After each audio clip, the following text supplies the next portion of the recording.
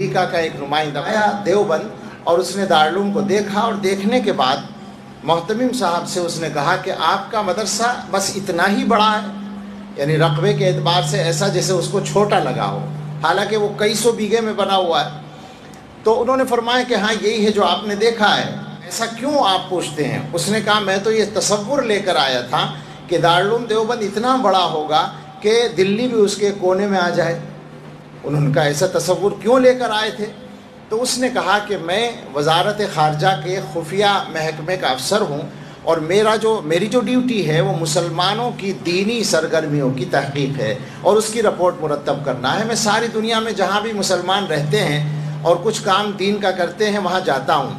میں نے دنیا کے جس ملک میں جا کر آپ کے مذہب کا کوئی کام سرگرمی کے ساتھ ہوتا دیکھا اور اس کی جڑ کو کریدا تو اس کے نیچے سے دیوبند نکلا۔